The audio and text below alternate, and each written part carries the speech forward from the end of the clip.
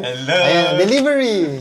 Thank you. Ano meron? Hi guys! Gumawa pala ako ngayon ng Doña Aurora, yung rellenong itlog na ginagawa ni Kuya Ryan tsaka ni Mama. Kasi nag-crave ako doon. Tapos, hindi ko siya na-videohan kasi first time ko nga, natatakot ako baka mamaya mag-fail. And, ayun, okay naman siya, masarap naman siya nung kinain namin. Tapos, meron pa ako ditong natira, ayan o.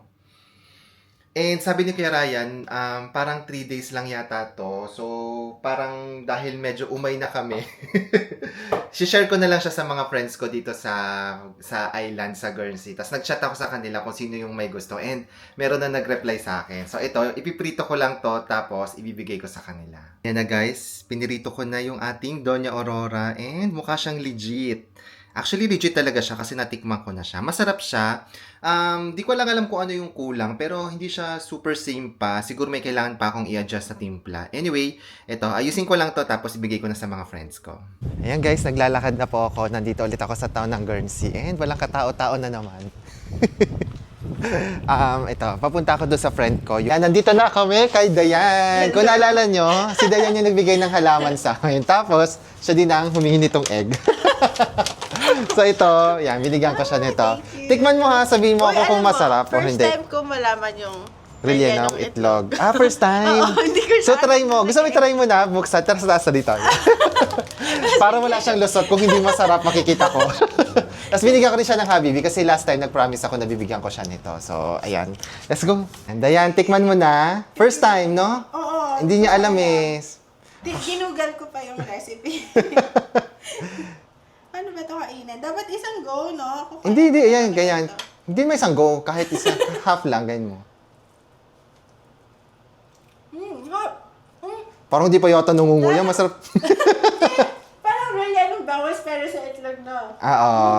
Di maalat? Parang mapaalat na sa akin eh. Piling Okay ko na. sa kanin, masarap siya. Yes. Ayan. Nagustuhan ni Dayan. Ayan guys, nagustuhan ni Dayan yung ginawa kong Doña Aurora. Ngayon naman, papunta ako sa isa ko pang kaibigan, si Benson. Bibigyan ko din siya kasi humingi din siya sa akin. So, ito. Benson. Benson. Hello. Ayan, delivery. Thank you. Ano meron? Ayan, Rillian, alam mo ba kung ano yan? Hindi. Hindi mo ba natitikman yan? Hindi. I-try mo nga. Sige nga. Bigyan mo nga Okay. yung ano. Kumain Dali mo na na. ako. Kumain ka na ba? Tatawid ka na lang. Tabi mo, tas tikman mo. Try mo ka. Sabihan mo ako kung masarap. Okay. Alam mo yan. Parang oo na hindi. Pero, Sige. Sige, salamat. Pero huwag mo nang pabutin bukas. Kainin mo na ngayon. Bukas ka nang kakainin. Oh, sige. Painitin mo na lang. Ayan, bye-bye na, Ben. Salamat. Sabihan mo ako kung anong lasa ha. Kasi parang medyo maalat eh para sa akin. Mukhang mabango naman.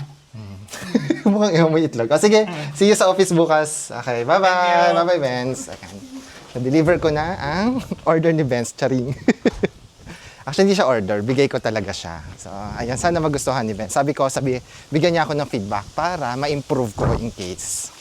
Ayan guys, nakabalik na ako dito sa bahay. At syempre, ang kakainin namin ay yung rellenong itlog. Tapos, gumawa si Mau ng pabida na, ano tawag dito? Onigiri. Onigiri. Japan. Ayan, gumawa siya ng ganito. Tapos, ang kapartner niya ito, itlog. Yung aking ginawang Doña Aurora. Last na to. Kasi kahapon pa namin pagkain tong Doña Aurora. Ito, tikman na natin yung ginawa ni Mau, kung masarap. Yan. Sarap! Nagulat ako, masarap. May tuna sa loob. Ayun, oh. Masarap. Mau, thank you. Ayun siya. Saan mo na natutunan? Sa YouTube Academy. Tapos ito, Doña Aurora. Sarap.